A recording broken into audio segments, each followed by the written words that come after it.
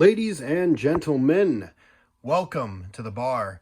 This is Morbid Mansion on Gemmy Master Animatronics, and today I decided to put out my first review on this channel, and I decided to pick an item I haven't seen reviewed in a while because I don't like following the status quo and I don't like following the norm. So today we're going to be taking a close look at this 2010 Gemmy Party Hardy Skeleton Butler.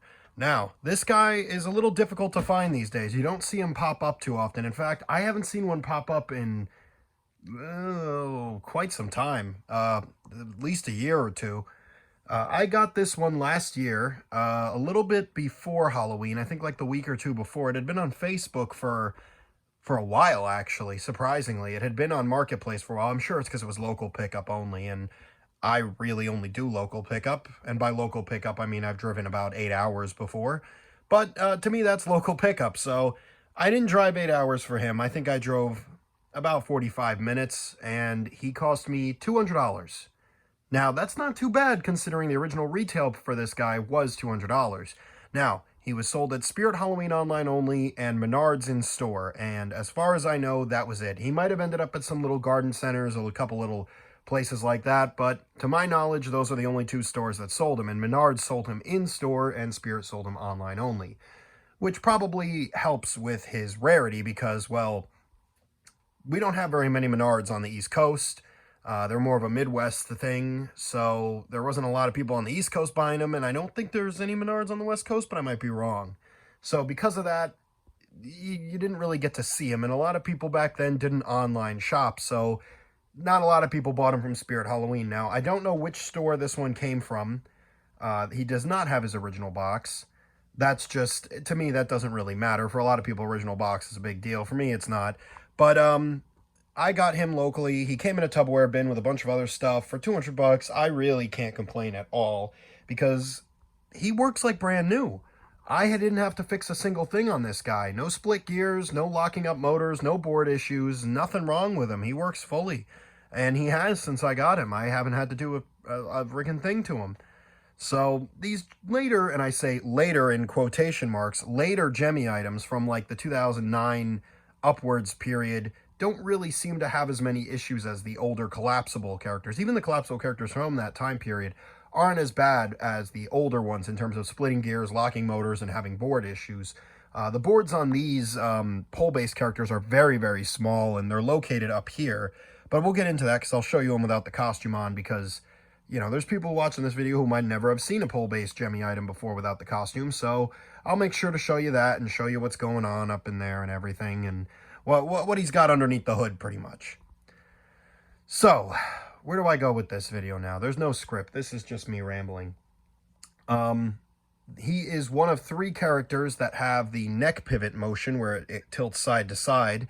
There's him, there's Horace the Butler from the same year, and then the Lowe's 2017 zombie. I have all 3 of them, so I'll be able to do a video with all 3 of them at some point. I just don't have all 3 right here, right now. So, freaking dehumidifier.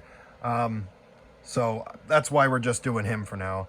Now, if you're looking at him and you own a Party Hardy, which one, congratulations for owning a Party Hardy, but you might notice something a little different about mine, and that's that he's standing perfectly straight up. The way that these are designed and the way that these came brand new is the body pole, which is usually the same pole as the rest of them. On this guy, it's angled 45 degrees at the top, and that makes him lean to the side. And that's intentional. That's how he's supposed to be. You can notice that the tray is kind of tilted inward, and that's because the whole body is supposed to be tilted sideways. I don't know why Gemmy did that. I don't know if there was an actual reason for that, or if that was just a cosmetic choice, or what it was. But I personally hate it, because the way you're looking at him right now, his shoulders would be about there. And it's just too much. If it was a little slight lean, it would be pretty, I think I'd leave it. It'd look kind of neat. It'd be a little unique, but it just kind of looks bad. So it looks like he's like falling over. It looks like he's broken, and he's not. That's how he's supposed to be. Now, I don't have the pole on hand. I have it somewhere, God knows where. I don't have it on hand, so I can't show you what that would look like. But just take my word for it, it doesn't look very good, and he looks much better like this. And I had a spare pole, so it lives with him now. We'll get into the details on him here. The devil's in the details. He is one of the only skeleton butlers, I believe, that actually has skeleton feet. Most of them have regular shoes. He actually has his skeletal feet showing. And like the 2010 upward pole-based characters, he's got the big annoying plug right here, because the adapter actually plugs into the base and the light sensor is on the base, but the board is up in the shoulders. So this is what Gemmy decided to do. They have this connect. Can you focus? Focus. Focus. There we go. You can see in there, it's got 4 pins. Connects into the female end, which is in the legs. I'll connect that again off camera. And that runs all the way up to his torso. You can actually see the top of the wire on the back of him here. Right here, that's the wire. It runs up, you can see there's a whole ball of wires there. So that's how the 2010 and up are. I don't understand why they did that, because the earlier ones just had all the wiring and the switching and the everything on the back of the character right at the top of the back, which made sense. So everything was up here and there was nothing down here. So I don't know why Gemmy did this, but it's like this on many of their pole-based characters, so you just kind of got to live with it.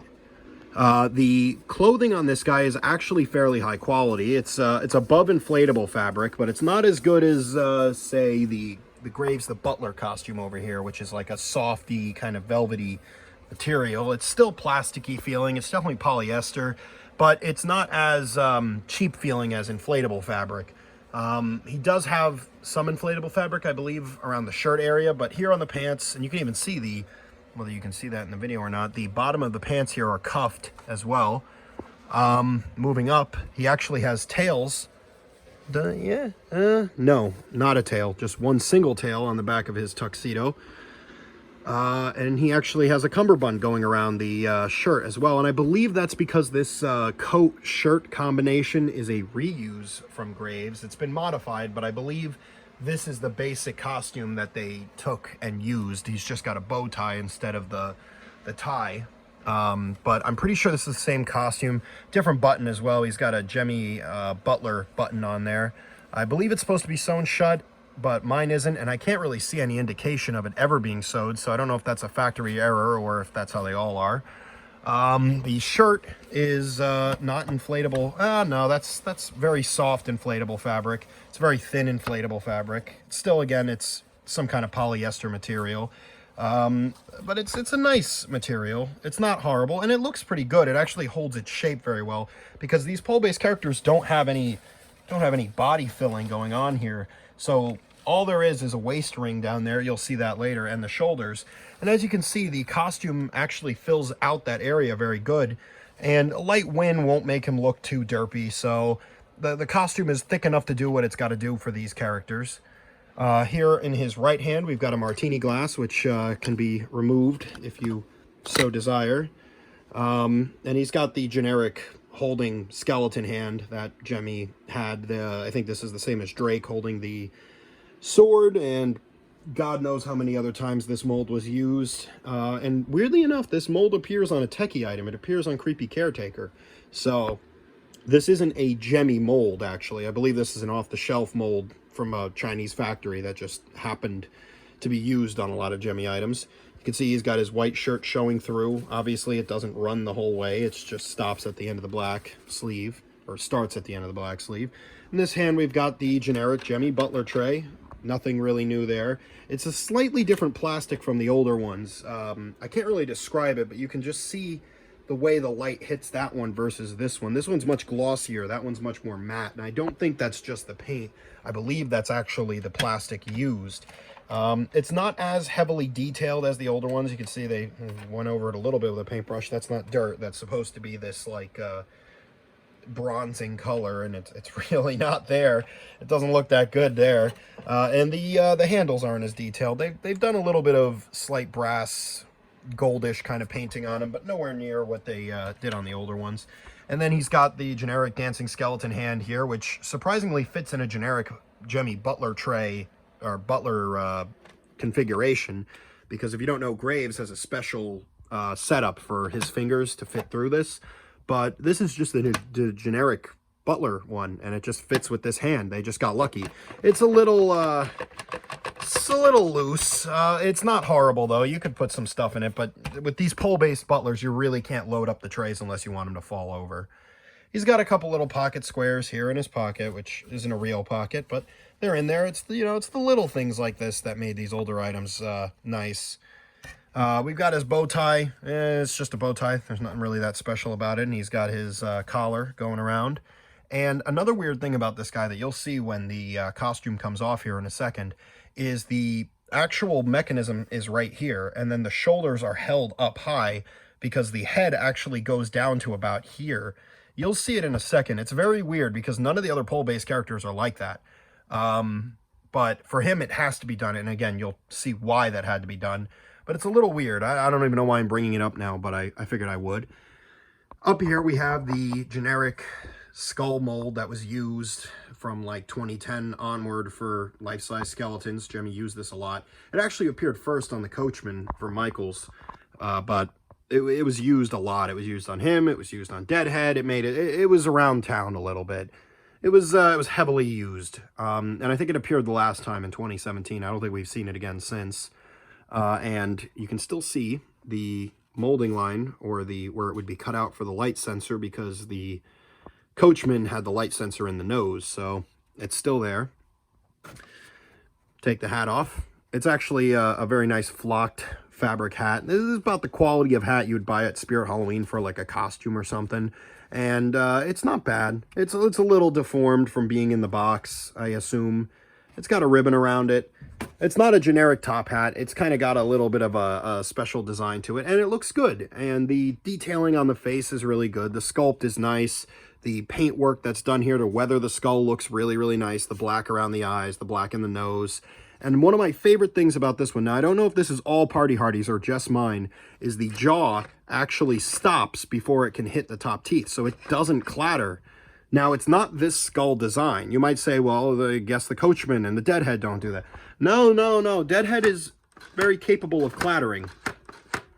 This one stops short. I don't know if that was just on Party Hardy's or if this change made its way to the 2017 skeleton or what, but it's a very nice thing because these guys can get very annoying when their teeth are clattering, especially these ones, because the teeth are they're not hard plastic. They are rubber, but they're not rubber enough. You can actually see, if I can get in there, there's the screws that hold the teeth on because they're separate. And yeah, it's just really nice on him because all the other Gemmy skeletons tend to, especially these scary Drake molded ones, they make a lot of friggin' noise when they're talking. So again, I don't know if it's unique to mine or if all the Party Hardys are like this. I can't be bothered to look, but it's still a very cool feature nonetheless if it is something that's on all of them. And without further ado, I'll pull the costume off and I'll let you see what he looks like without the costume. All right, we are back. That's about as far as I'm willing to take off the costume right now because you got to unscrew. There's a screw that holds the martini glass together. You got to take that screw out and then separate the martini glass, then pull it off. And it's also got a, I don't know if this was sold without the costume and you had to put it on, or if it was sold with the costume already on the shoulders, because it's kind of annoying. There's more to it than you would think. Like there's this going on in here. I don't know if this is, it might just be ripped, honestly, on mine. I don't know if that's a feature or not. But as you can see, all of the other Gemmy pole-based characters, the shoulders sit right on top of the plastic. On this guy, they've got these little razors to raise the shoulders up. So this piece actually sits, it sits about at the same level as all of the pole-based characters, I would say. But the shoulders are actually raised up, and that's because the head mech is right here, and the head starts here. So there's this extra bit, this fabric bit here for the head tilting to work. And something else that's interesting about his head is he has the standard two barrel connectors or adapter connectors here in the neck, like all of these Gemmy characters do. But there's also this special extra wire that comes out the back, this little signal port. I don't know why they need 3 connectors going up there, because there's one for the mouth, and you're telling me that there's 2 for this? I don't know if there's like a relay in there or something for it to hit. I don't know. But, you know, I would think there'd only be 2 needed, one for the mouth and one for the motor for the head, but clearly there has to be a third connector. So I don't know what's going on up in there. And I have, like I said, I haven't had to fix them, knock on wood. So I don't, well, if I ever have to fix them, we'll find out. But yeah, there's 3 connectors on him. You can see right up in here, if it'll focus, right there. This is the board. That's the sound sensor sticking out down there. Nice ball of wires there. Nice thing that Gemmy does when they use these big plugs like this is they tend to tie them so that it doesn't pull the wires out, which is very nice of them to do. And yeah, you can see here's the build, the 1 pole up the middle. They're very nice and thick poles, and they're fairly sturdy too. They're not super thin by any means. The worst parts of it are here and here. Down here, it's a very thin connection for the pole to go into. And up here, even though it's really thick, it has a lot of weight that it has to hold. So, and you can see how tall this piece is as well. It's not a small little piece. It's very tall, so this can break, this can snap.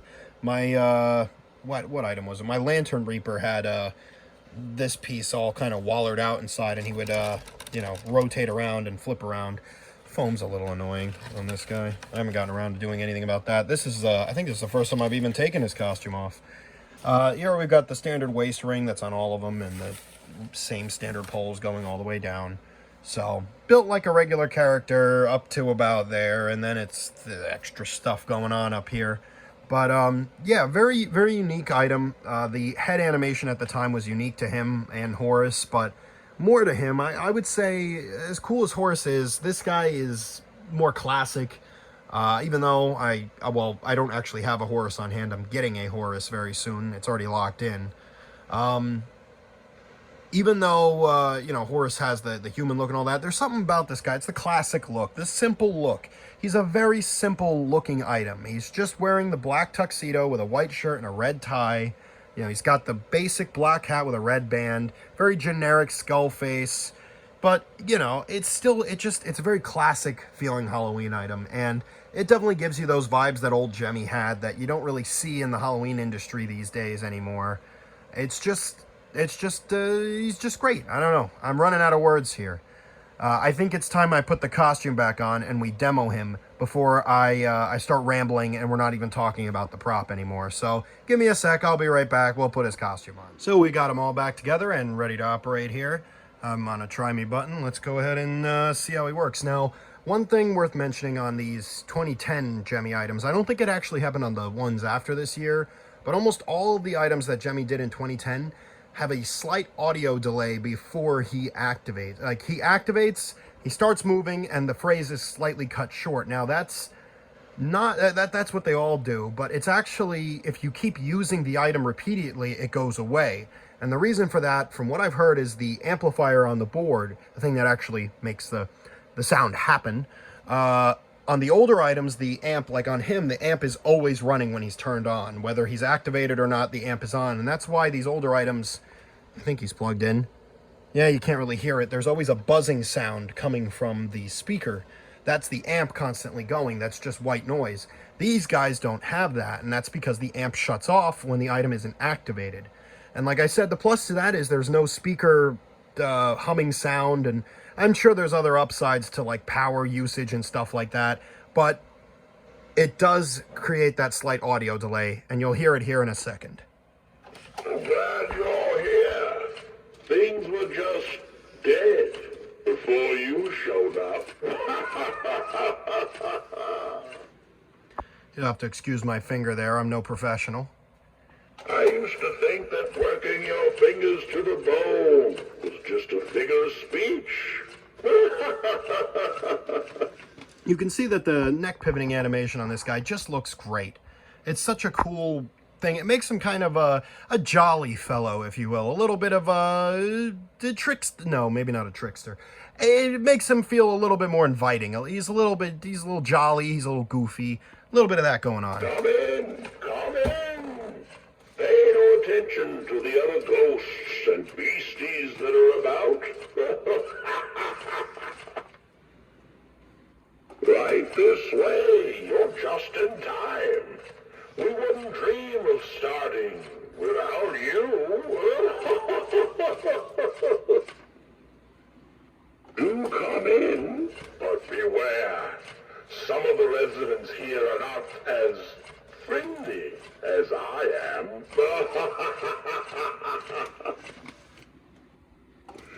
Fear not, my friends. The really scary ghosts and goblins are standing behind you. Welcome. The more the merrier. Of course, with the graveyards around here empty, it's very merry tonight. So glad you're here. Things were just dead before you showed up. And that's everything. I even looped back to the first phrase just for you guys. Not because I forgot what his last phrase was, but for you guys, so you guys could hear it one more time. So that's about it. I don't really have anything else to say about this guy. If you can run into one of these for a decent price, like I would say the highest I would pay for one of these would have been $3 or $3.50. I don't think he's worth anything more than that in terms of what's here. You know, now rarity is another thing you have to consider with these items these days, and he is very, very rare. You don't see him come up for sale very often. So if you could find one of these guys, absolutely go for it, especially locally. Go for it, because you'll probably never see another one for sale. I mean, I haven't seen one on eBay in such a long time, and with these items, the prices and rarity fluctuate. Sometimes an item is very, very rare and very, very expensive, and then the next week, there's a dozen of them on eBay, and it's worth nothing. It changes. Like this, I'm making this video now, in a couple months, it could be outdated. There might be 75 of these things on eBay. You never know. So, but as of right now, he's kind of a difficult item to run into, and if you can get him, absolutely go for it. You won't regret it. He's got pretty good phrases. He's built very well. The animation is nice. It's very noticeable animation. He makes a good greeter. He makes a good butler. There's nothing else to really say. So, yeah. If I were you guys, I'd keep sticking around. Here on GMA, we've got quite a bit of content planned. Well, at least I do here with the absolute disaster going on here in my basement. So stay tuned. I've got more videos here planned, and I'm sure the rest of the members do too. And yeah, I'll see you guys in the next video, hopefully soon.